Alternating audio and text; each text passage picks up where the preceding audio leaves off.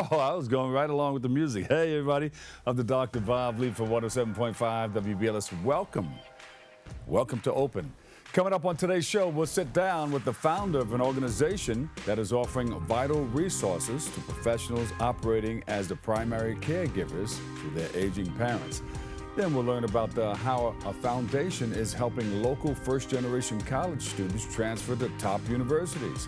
Plus, we'll speak to a talented designer based in Qatar who is making her debut on the New York Fashion Week stage. And then finally, we'll sit down with the co-founder of a platform featuring independent artists and their music. So all you have to do is sit back, kick off your shoes, and relax your feet. We're open.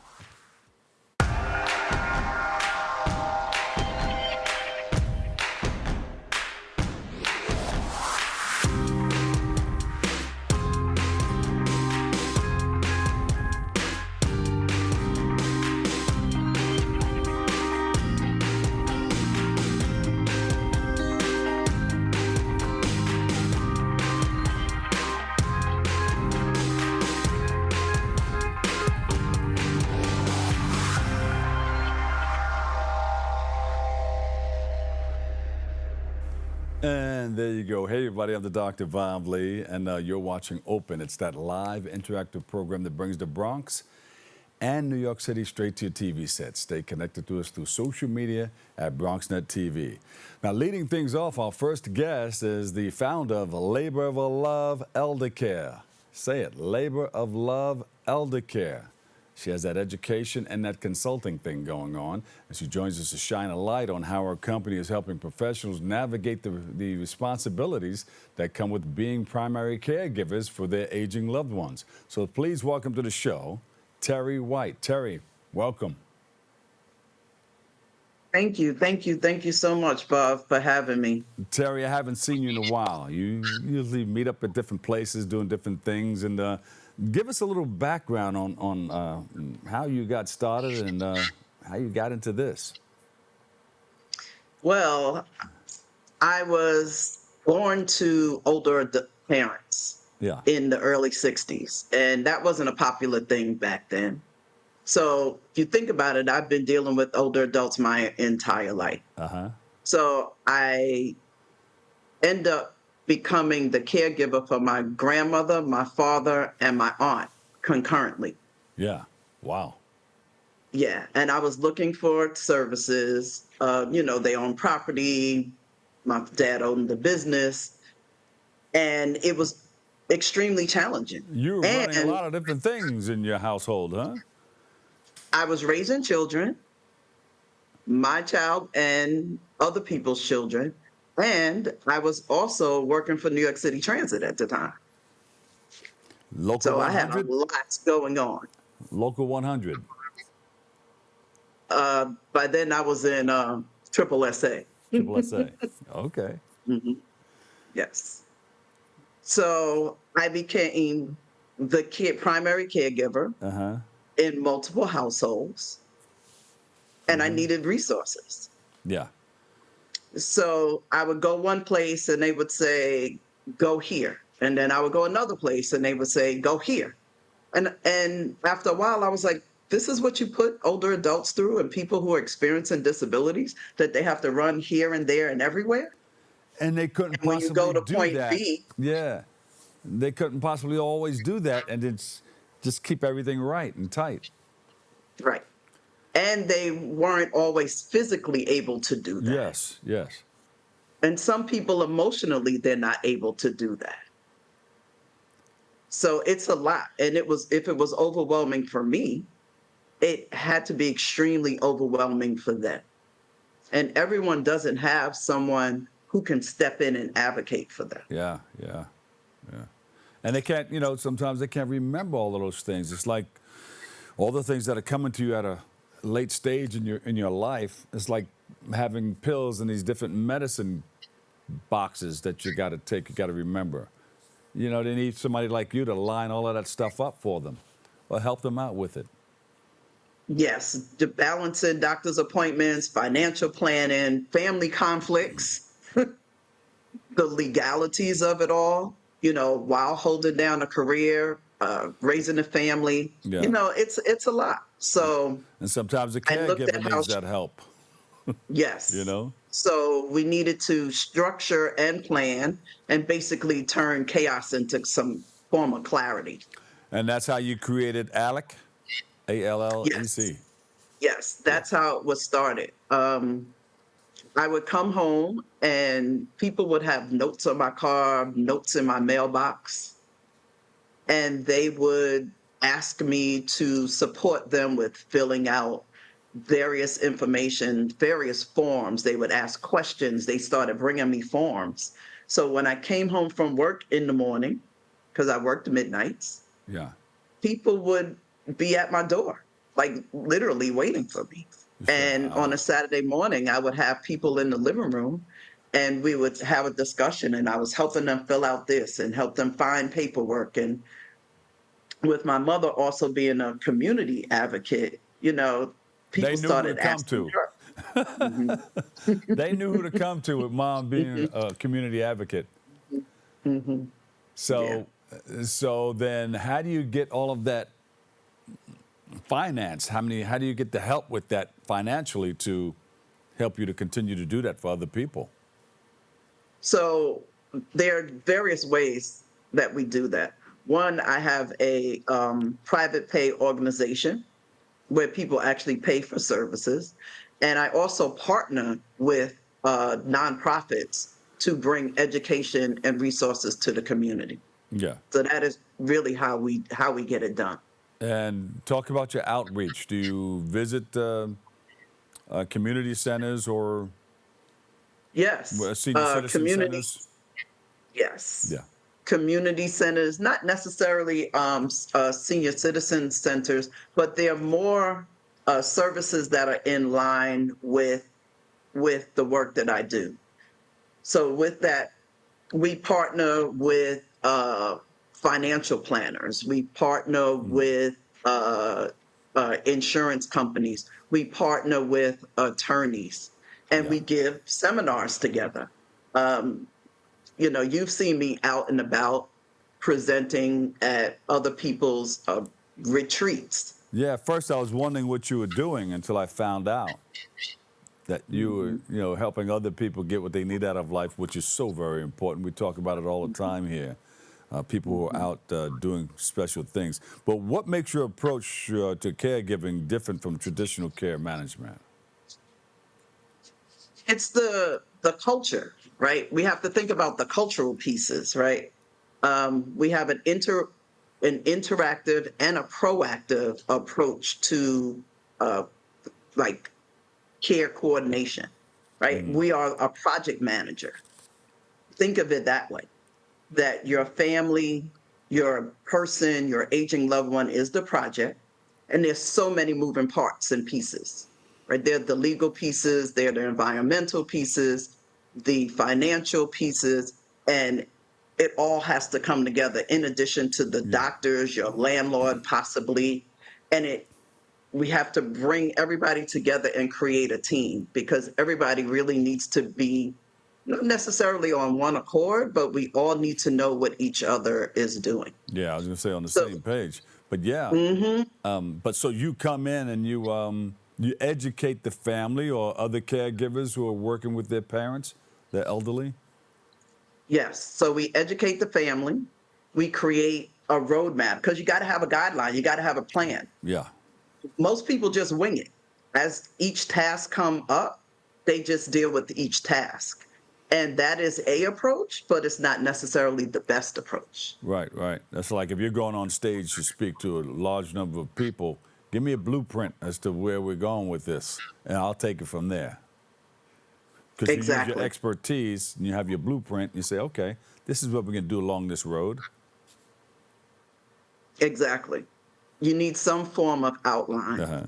Naturally, we don't know what's going to happen. Someone can fall in the middle of the night, things can change. Yeah. Someone could be lucid today and not clear tomorrow. So we try to create as best as we can a plan that you can pull into action at any time that you need it. Yeah. What are the biggest mistakes that families make by not planning ahead? You have to prepare before you get there. I mean, we're all going to get old, and, you know, our parents are going to be old. They, you know, when we were growing up as kids, everybody looked old. We were looking up to them, right? Yes. I think the word old is the thing. We think we need to be old to plan. Uh-huh. Planning begins like at 18, to be perfectly honest with you. But a lot of people are Because not when you going to go, do that at 18 because they don't feel old or look correct, old. correct. But there are some aspects of planning. It might not be a full comprehensive plan, Yeah. but there's some aspects of planning that we need to engage in. So when you go off to school or when you get a job, they ask you who your next of kin is, your emergency contact is. You have to often fill out a healthcare proxy if you work in a safety sensitive title, right? So think of it that way.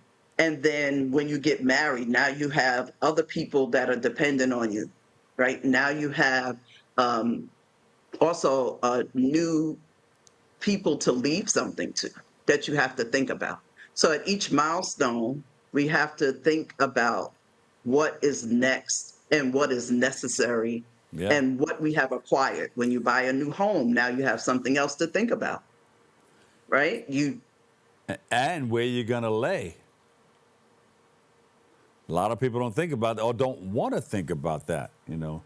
Where do I want to be? Do I want to be cremated? Do I want to go to this cemetery? How do I want to present this? And Yes. when you mentioned how do I leave things to different people in the family without getting everybody upset? Coming by your coffin And if looking they at are you like, upset, that's "Why okay should too. that?" That's okay if they're upset. Yeah, But you are in control. yeah, It's your things. You get to say where you want to leave them. I get to say where I want to leave my things. But we really want people to be able to at least have a list of everything that they have, yeah, right? And all the documents that you have. You know, your birth certificate is in this drawer. Your separation papers is in this drawer. Your military papers, you don't even know where they are. yeah. But a lot of We people want leave to, that all scrambled out, and now everybody's looking for stuff all over the place when something happens. yes, we want to at least have you bring all of those things together That's a good point there. That's a good point. in one place. Yeah. So, where are you operating throughout the 5 boroughs, throughout the tri-state area, or throughout the country? Yeah, throughout the country, we do workshops all around the country, which is great. Uh, as far as resources, mainly in the 5 boroughs and Westchester, Nassau, Suffolk County, we have attorneys as resources that are licensed in other states because a lot of people have their foot in New York and their foot someplace else. And you need to have legal documents that represent many different spaces and places, and sometimes internationally. Yes. So you can find us in Brooklyn is primarily where we are located. 40 plus essential documents for caregiving and crisis planning. That's on your website? Yes, that is what I was just sharing, how I want people to begin to at least gather the documents. Check your documents. I'll take Make a sure picture your of that, name is too. correct. I think Make sure your name is correct on your documents. Put that back up so people can take a picture of that. It should be like a one of those things that what do you call that code that you put on there? A QR code. QR code? If you go on the site, there is a QR code. You can go to, as you know, you can go to bit.ly, bit.ly/ in the number one place, IN the number one PLACE, and you can download it. Yeah. And that's a start. That's step one. That's to step caregiving. Yeah. That's step one. They can contact you if they want to. That information is on the website also? Yes, they can follow me on Instagram at a labor of love ElderCare. They can call the office at 904-452-4464. And we will support you. We will hold your hand. Oh, you know, because that's what most people need. They need a guide. No, you're absolutely right. You're absolutely right. Because, there's a lot going on. And when people reach a certain point, it gets kind of crazy for them to even take on a couple of functions. So it's good that you have this organization where you can come in and help others move along and navigate. I like that. I like that you're out there helping others. That's what I'm all about. And well, thank you for that. Yeah. Thank you for that. Our former First Lady, Rosalind Carter, who was also an aging advocate, she has a quote that says, there are only 4 types of people in the world. And that is those who were caregivers, those who are currently caregivers, those who will be caregivers, and those who will need to be cared for. That's right. So we will all fall into one or more of those categories. And let it be a circle of love, because it all comes back around to you. Yeah, it is a laborious task. Yes. It is a lot of labor, time, money, energy that you expend. But we do it because we most oftentimes love the person or the people that we're caring for. Yeah. Terri, thank you so much for sharing that with us, all right? Thank you so much for having me. Our house is your house.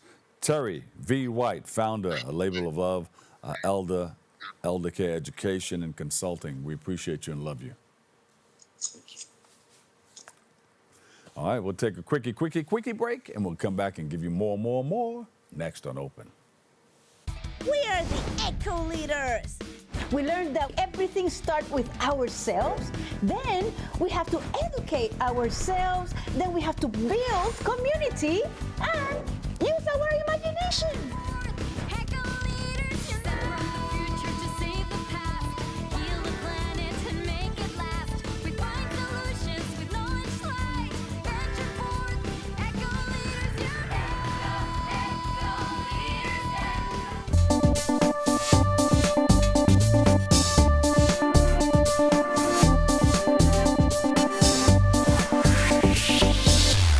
And welcome back. Our next guest is the Kaplan Leadership Program Scholar. Yeah, we applaud you. And she joins us to speak about how the Kaplan Education Foundation and Kaplan Leadership Program helped her transfer to a top university and set her on a path to achieve long-term success. So please welcome to the show, Shaquana Darden. Shaquana, welcome. Thank you. Well, thank you for having me. We're going to continue to applaud you. Yeah. Thank you so much. You're moving well. I read some of your stuff, and I like what you're getting into and what you're going through, and you're going to come out on the TOP. Thank you. I'm still moving up. I'm still trying at this point. So I'm taking the congratulations in stride and still making sure that you guys are going to be proud of me regardless. Yeah, no, you're going to be good. You're going to be good. Everything's going to work out well for you. Shaquana, thank you for joining us today. Can you tell us about yourself? Give us a little background and where you're from and how you learned about the Kaplan Leadership Program. Well, I'm from New York.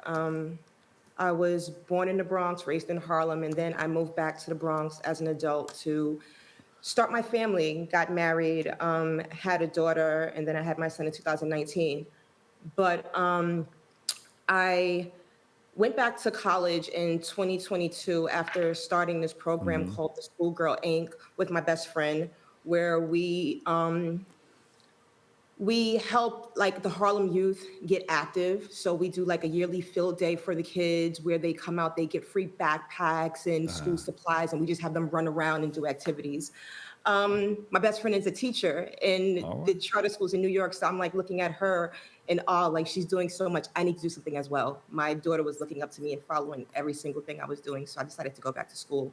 While I was in Bronx Community College, Kaplan had a info session about the Kaplan Leadership Program. Yeah. I had no idea. Growing up in New York, you hear about Kaplan, you think it's just like a tutoring program for young kids or whatever. But this was something different. I went to an info session. I was immediately pulled in. Kaplan is like, it's a selective program, a leadership program that empowers high potential, low income, underrepresented community college students to go to prestigious colleges. And my biggest dream at that point was to get into the Hunter social work program, the Bachelor of Social Work program after Bronx Community College. Yeah. And I got there and they pushed me further. I had an academic advisor who created a whole list of schools for me to apply to, and Princeton was at the top of the list.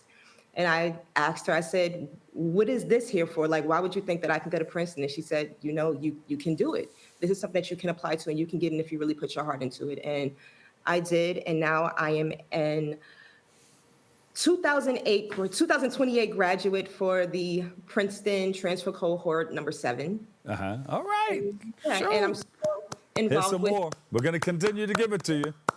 I'm still involved with Kaplan.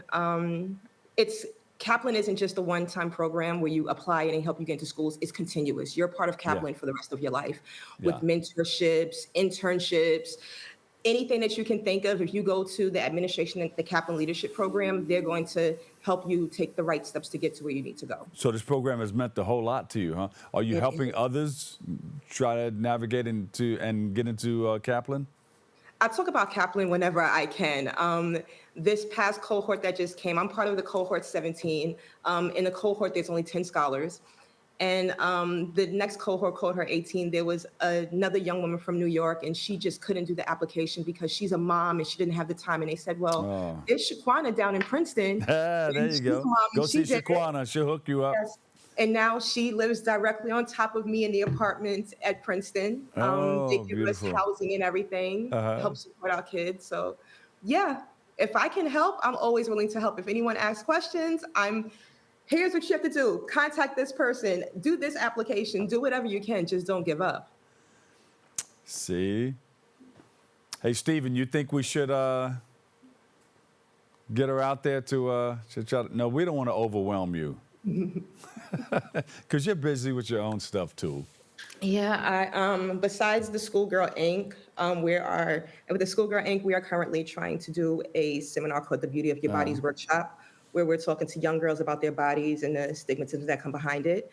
Yeah. And then I am currently the chief curator for the digital archive for Bayard Rustin at the Bayard Rustin Center for Social Justice. Yeah. I am the diversity engagement officer for the Princeton Transfer Association. You're doing a lot.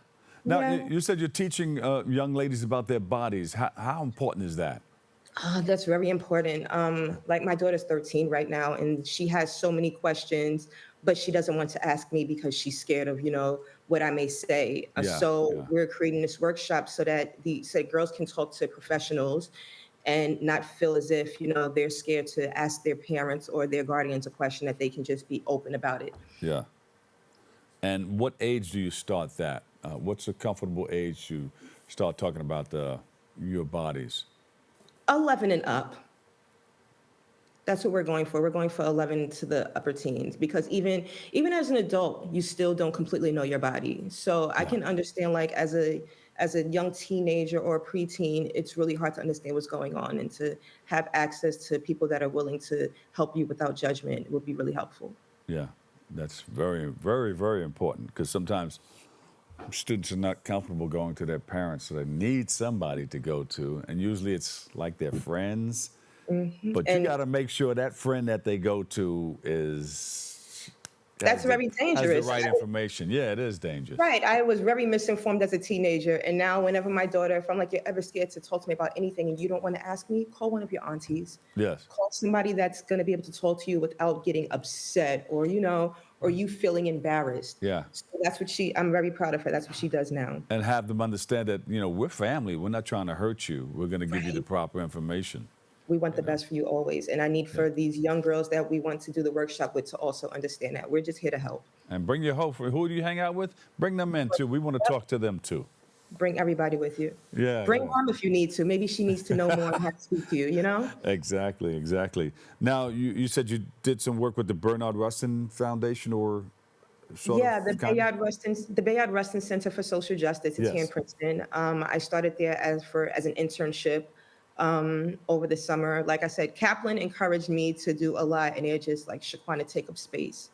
When you go to Princeton, take up space. Make sure they know who you are. So I Yeah. took that advice, and I went and I applied for a bunch of internships. I got into the Bayard Rustin Center, which is like up the block from where I live in Princeton. And they had me create a digital archive for Bayard Rustin, which forced me to do so much research. And my internship never ended. They offered me a continuous job as the chief. Woo! Now, wait a the minute. chief What's that right there? You're excited about something. You received something.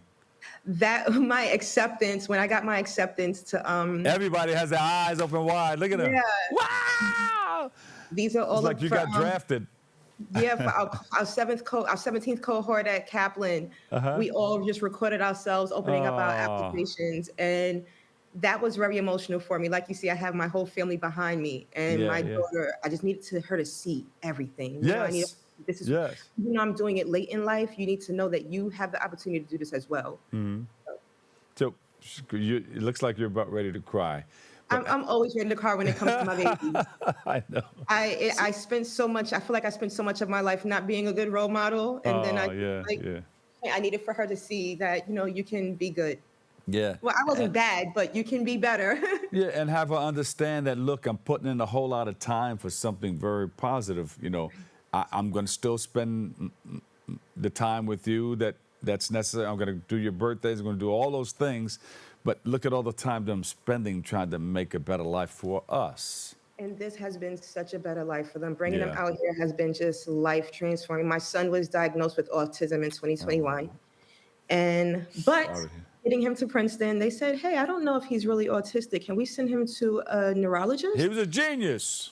They sent him to a neurologist. He's not autistic. He was misdiagnosed, but they Yeah. still give him all of the services that he needs. Yeah. Plus, it was so hard getting it in New York. And now I don't even have to ask. They're asking me, hey, can we give him the service? Give him whatever you need. My daughter's thriving so much. She's making a bunch of friends. She went to her first bar mitzvah. She hangs out in town. And these are all things that I was scared to let her do when we were in New York, being in the environment that we were in. And it's not a village as much as it used to be. So now I'm just like, I'm loving it here. I'm like always grateful just for even my admissions person that told me to apply to Princeton, because this was never on my radar. And I never thought that I would be in the space that I'm in now with the people that I'm with. Yes. And it's so very important to try to get outside of the environment that you grew up in, because it may not be okay. It seems like it's okay when we're living in it. Like I grew up in the projects, in Queensbridge projects, and everybody was doing the same thing. We were wearing the same sneakers. We were dressing alike. And, you didn't want to get caught up in that for a long period of time. You needed to get outside of that circle so that you can see how other things and other people and other organizations are operating. We were so excited to see cows when we went into the country. Look, cows. Right. Yeah. I mean, wow. Seeing people We didn't see the cows in the concrete jungle. So from Harlem to Princeton, huh? From Harlem to Princeton. And there are some other Bronx people out here in Princeton. Every time I see them, I give them a high five. There's Bronx, there's Brooklyn, there's Harlem. Bronx And strong. I'm so happy to see them. I tell them I'm so proud of you. I try not to be mom on campus, but I find myself being mom on campus. Yeah. So were you okay with, did you get a lot of your education paid for? Or did Yes, Kaplan help you pay for most of it? Kaplan isn't necessarily a scholarship, but it's a scholarship, and like they're helping you get to where you need to go. They provide the financial assistance. They tell you what to do in order to get that full ride to which school you want to go to. So there's a lot of information that the regular high school student or community college student would need to know before they're applying to these top schools in order to get a full ride. So I got a full ride to Princeton that includes housing. So I'm able to just be here without being stressed about my financials or anything, or housing or anything of that sort. They just want you to be here and be aware. And you don't have a huge bill when you get out of college. I have one of those from 2005. So I say that Princeton was my fourth time being a freshman. So I'm only a sophomore right now because I dropped out a bunch of times before, but I finally made it. Well, Shaquana, it seems like you're doing the right thing. We love the way you move. You can dance. Thank you, Yes. doctor. I appreciate it. Yeah. One Now- day you may call me doctor. One day. I'm going to be on your level one day. That's my plan. No, we're all on the same level. It's how Yeah. how you handle it. You're a doctor already. They started calling me a doctor when I was a teenager because I was into biology and chemistry and all that, and I wanted to play with the microscope and do my chemistries and biology stuff. And they saw me in a white robe. This doctor gave me this white robe, and I had a stethoscope and a microscope and all that stuff. They said, "Look, he doesn't want to play basketball with us." Yeah, all right, doc. And that's where the name came in. So I was a doctor for a long time. Awesome. But then we started mixing other things like sports and DJing, and everything was in the mix. Life is in the mix. So Yes. everybody's a doctor. What advice would you tell other students or other people looking to get into the program? And then I'm going to wrap it up. Give me 30 seconds. When applying for the Kaplan program, they're not looking for you to be perfect. They're looking for real life experiences. They're looking to see how you go about your life and how you're willing to go above your problems and to make it work. They don't want you to be perfect, and do not be afraid to apply. You would be surprised the people that they accept, or where we come from, or what our past is. Well, you know what? We're going to make it happen. Shaquana Darden, Dr. Shaquana Darden. Uh-oh, we're the first to say it. Let's do it. Let's Thank do you. it. That's a goal. That wonderful Kaplan Leadership Program Scholar and student at Princeton University. Thank you for all that you do and continue to do. Thank you for having me. Have a great day. You too. And come back again, okay? I sure will. Don't wait to become a doctor. You're a doctor now.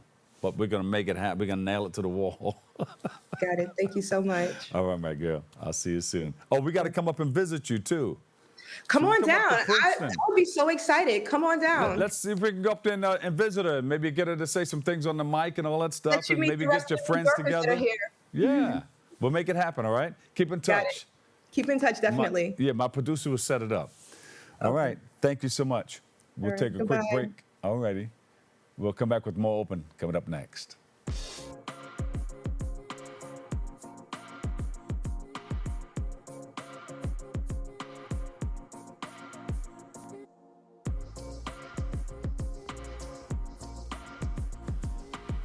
Welcome, welcome, welcome, welcome back. Our next guest is a French-born designer based in Qatar. She's the visionary, founder, and creative director of Color Your Mood Design. And she joins us to highlight how her couture brand has been shaped by her roots and highlight her latest work on the New York Fashion Week stage. So please welcome to the show, Laila Allaoui. Hello, thank you for having me. Laila, that's a beautiful name. Laila Allaoui. Allaoui, yes. How did you get that? I get it. That name is I never heard that name before. Yeah, because I have some Berber Moroccan roots from my family, so the name is coming from there, from Morocco. Oh, from Yeah. Morocco. Yes. Oh, But beautiful. I'm born and grown in France, yes. All righty. So, and what brings you into Qatar? You're about 7 hours away? Yes, 7 hours. Yeah, exactly. For me, I should say good evening, but I told you good morning. Yeah. So I'm a French expatriate in Qatar for over 13 years now. I was studying, and I was supposedly staying only 6 months in Qatar, and my career is built in finance. You fell in love? Sorry? You fell in love? Oh yeah. Also.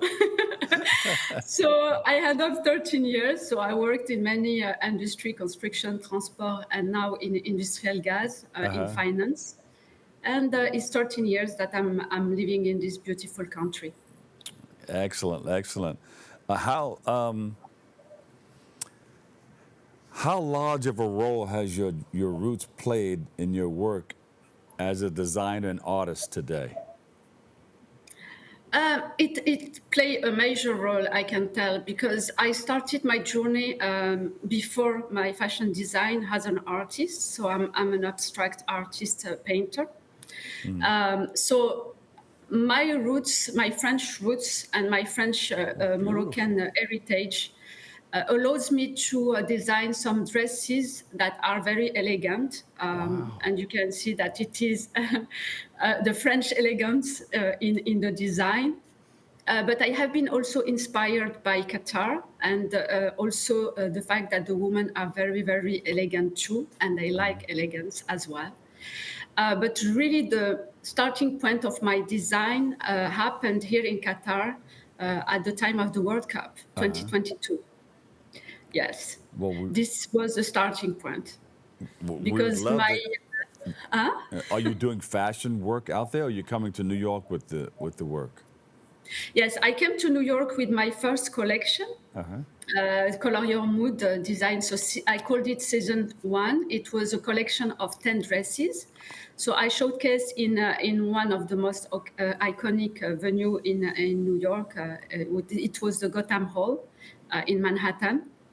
And I had the chance to share my collection, and I think people liked it. Yeah. Elegant, very elegant. So wait a minute, you do the artwork, drawing, and then you come up with the designer wear that people can wear also. So you do both. Exactly. Yeah. So I started by painting, by the paintings, because I mainly was really creative since I was very, very young. But I never had this courage to show my painting, because I felt that it was really intimate to show what we are saying, we are doing. We don't know what people, if they like it or not. I have been inspired by one song from Gregory Porter, Painting on Canvas. And I started to paint on his song, and I offered him this canvas. And that was the really first step for me to show my art. Yeah. But how then the World Cup came. Yeah? How did you blend the two together, designer wear and your artwork? Exactly. But this was the fact that the World Cup came in Qatar.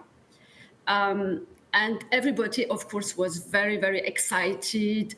Qatar will host the World Cup. People were cheering for their countries. But for me, I had a problem. I'm a very elegant person, and I didn't want to be specifically in sportwear. So I decided to sketch my first design, which is the design that you have here. But I adapted the design with the color of each country that I attended during the World Cup. I attended to 13 matches in total. So I felt like I was a flag alive. That so people who didn't have a flag was calling me, and the press, and I saw that there were kind of interest in the design.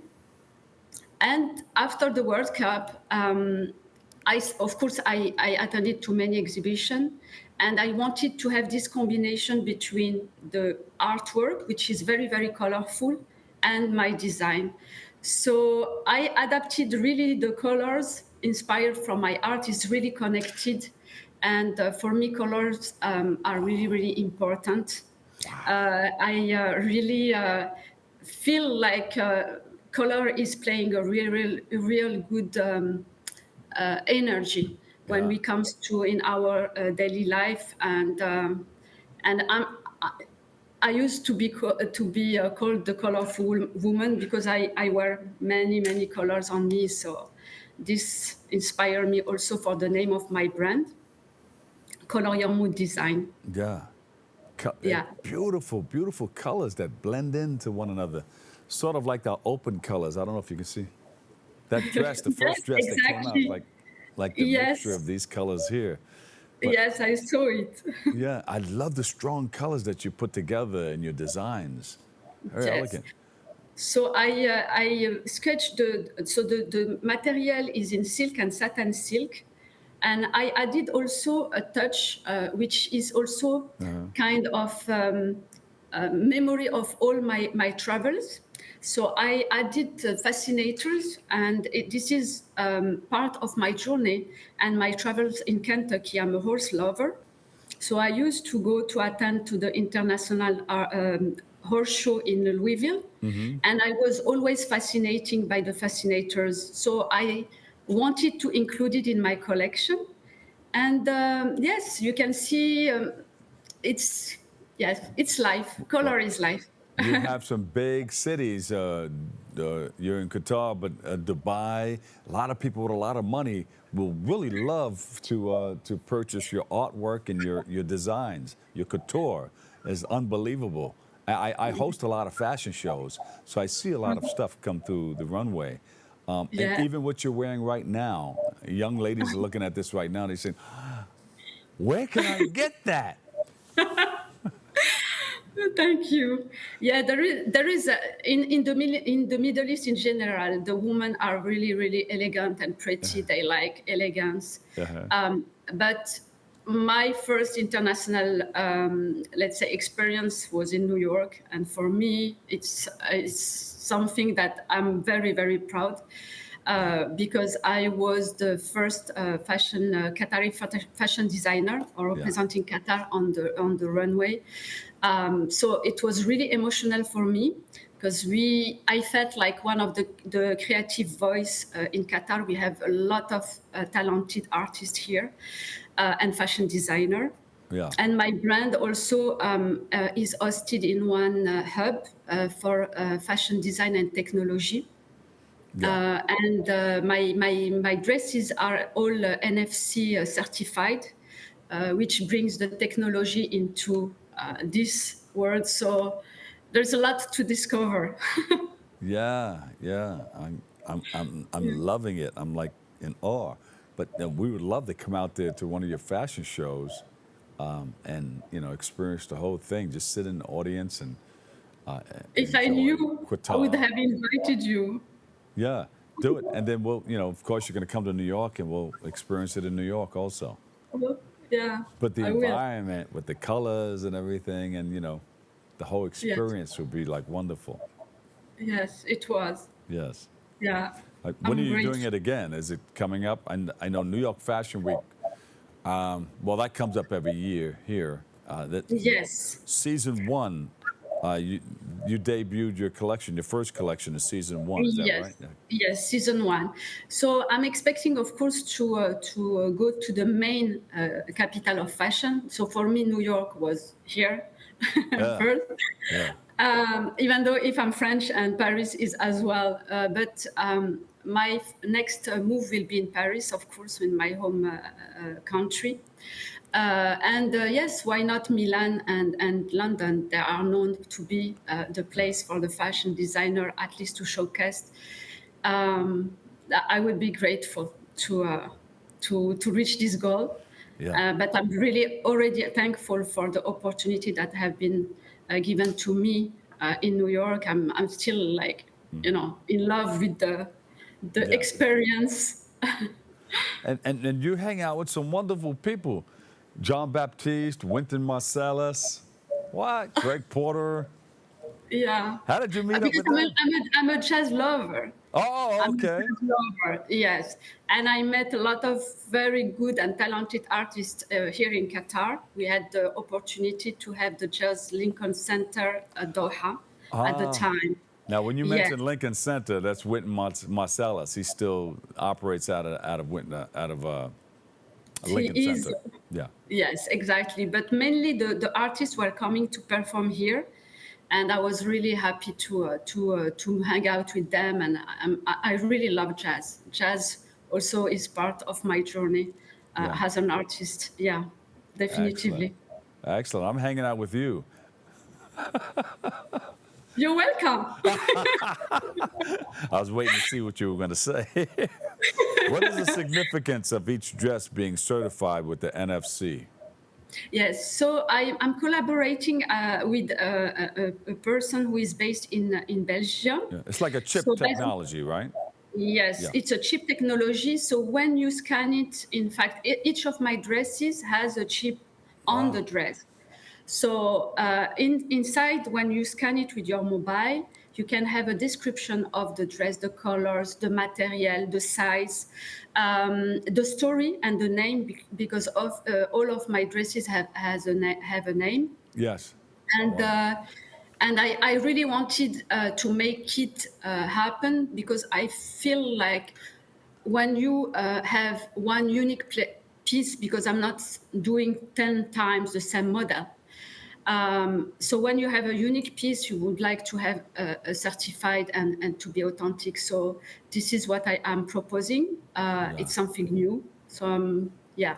Beautiful. And in the last movie, the last video that you showed me, it was let's say the color and the jewelry from my heritage from Berber Moroccan. It was the year of Morocco last year. And when I finished my collection, I sketched this dress, and I presented it as the final dress in the runway. Beautiful, beautiful. Now listen, Laila, do the accessories come along with it, or is it just Yeah. a dress, or you get the accessories separate? No, it comes with the dress. So the fascinator, the dress, the jewelry, yes, all together. There is some, I added some Swarovski crystal as well on the hat and on the dress, which gives this sparkling look and touch. I love it, love it. Is it all on the website? Yes, I have a website. It's it's laila-allaoui.com. And I have an Instagram page, which is Color Your Mood Design. Beautiful. Listen, thank you for sharing. Everything is so beautiful. Thank you for hosting me, and thank you for inviting me. I'm very, very happy. Yeah. Yeah. The Bullion Foundation and the whole crew, thank you guys too. And come back again, please. Yes. You got it. All right. Thank Laila you. Allaoui, the founder and creative director, Color Your Mood Design. We appreciate you and love you. Thank you. Thank you. All right. Don't go anywhere. We'll come right back with more. We're on open, and we're wide open here. Thanks.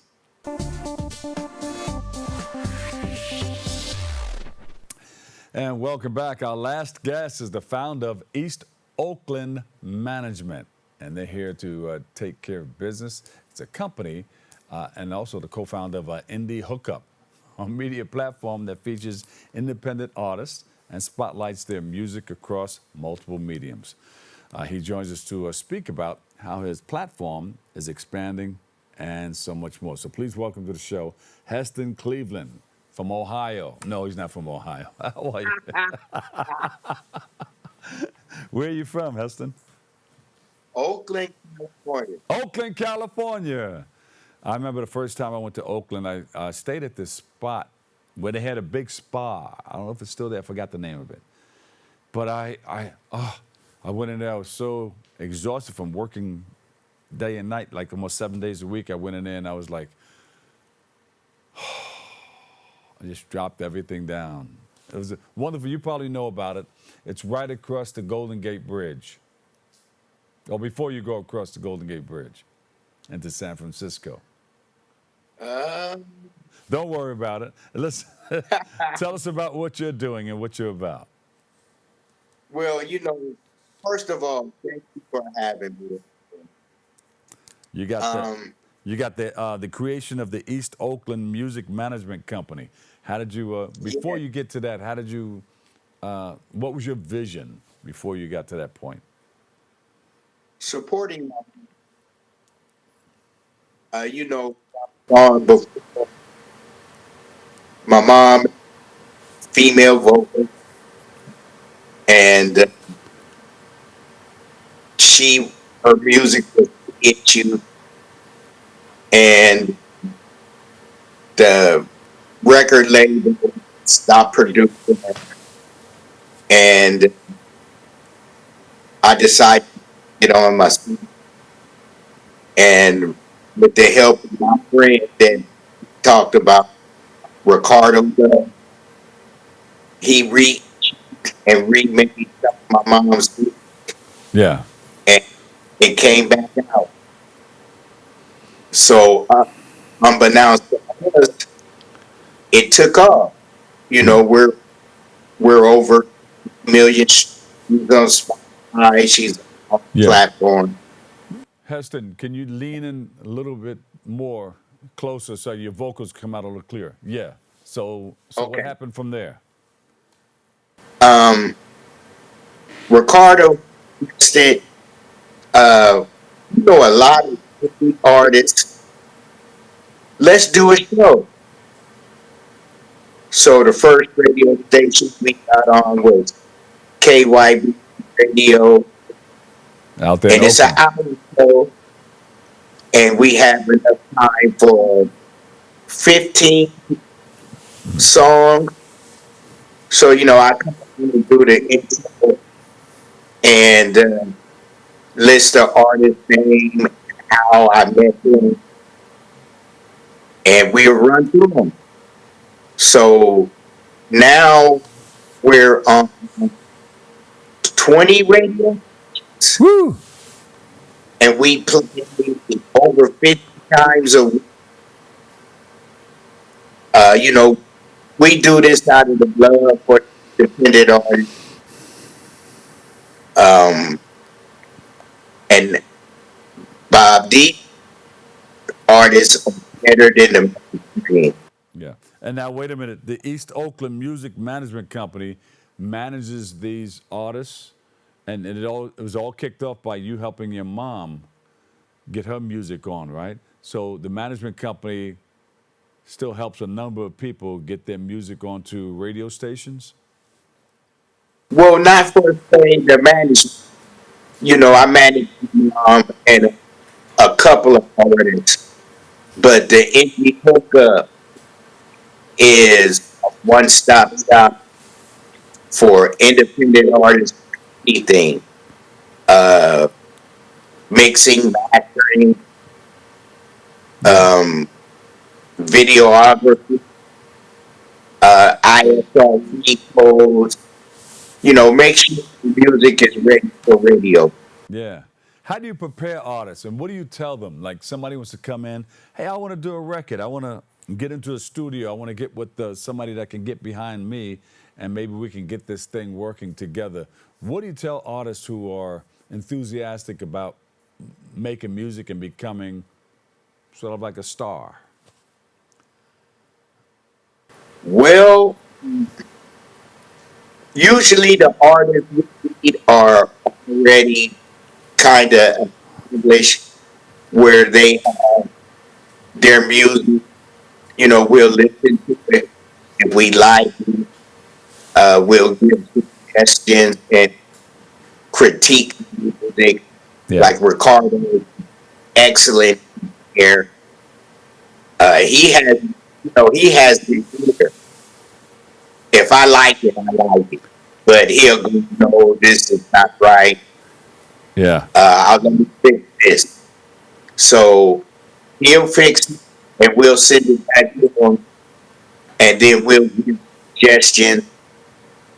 And like our show is an hour long and whatever content we put in our hour is what we put. Now we do all genres. We do not discriminate. um, Rap, R&B, country, rhythm and blues, even some spoken word. The indie Um, hookup. yes, that looks like you there. Yeah. You know, I've been doing this, for my mom for about 5, 6 years. So I know a lot of radio stations, um, Yeah. A&R and everything. That's So mom. yes, my mom.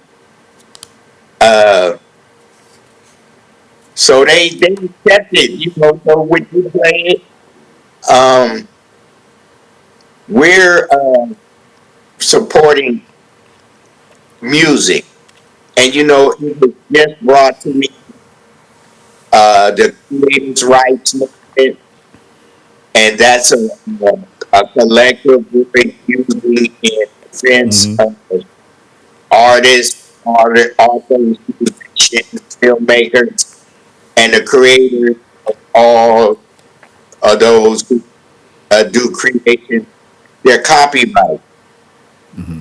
Now, unbeknownst to me, I didn't know that after so long, lose your copyrights.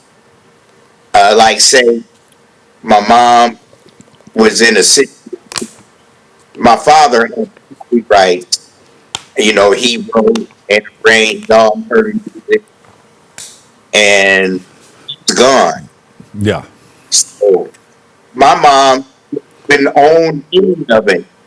So I had to do a whole bunch of paperwork, do the will for him to start getting the monies. You know, it's so much going on. Independent artists that they don't know about. So we're trying to Yeah. educate. Well, it's not what it used to be. People just doing it differently. Before the big record companies were there, they were handling all that. They had the different departments that brought the music up to the radio station, and then you had the people that made sure that everybody had the stage presence and everything correct, and you know, and they did all that. Everything was incorporated. They handled their merch and the whole nine. And you're probably doing some of that right now, right? Yes. We have an interview platform where we have artists and just tell their story. Yeah. You know, how they got started, when did they realize that they could really do this, and what were their ways of bringing income. This lady, Stella Soleil, she was the artist, and then she made up a fictitious name for her manager because she said she was trying to get her to pay. She would mail it out. It would come back in return. Nobody would get it. So then she made a letterhead change, and then she made a fake management team, and they started accepting it. And so she had to kill. She had to kill herself off because it could be both places. You know, it's kind of funny. Yeah. So do you have all that information for people who want to get involved with you? Is it all on the website? And also, Heston, Ricardo Love is the co-founder? Yes. Yeah. Well, big shout out to Ricardo Love, too. Cleveland Heston, Ricardo Love, co-founder, the Indie Hookup. The Indie Hookup. Now, you can go to the website and see all of that? Yes. All right. Listen, thank you for hanging out with us, all right? And come back again. Thank you, my friend. Thank you for having me. Thank you. Okay. All right. Unfortunately, that's all the time we have for today's show. Wow. I want to thank our guests for joining us and you, our viewers, for tuning in and checking it all out. Keep following us on social media at BronxNet TV. Always remember this: what you are is God's gift to you. What you make of yourself is your gift to God. So choose your choice and let your choice control the chooser. I'm the Dr. Bob Lee. I'll see you over 107.5 WVLS. I love you all. Peace.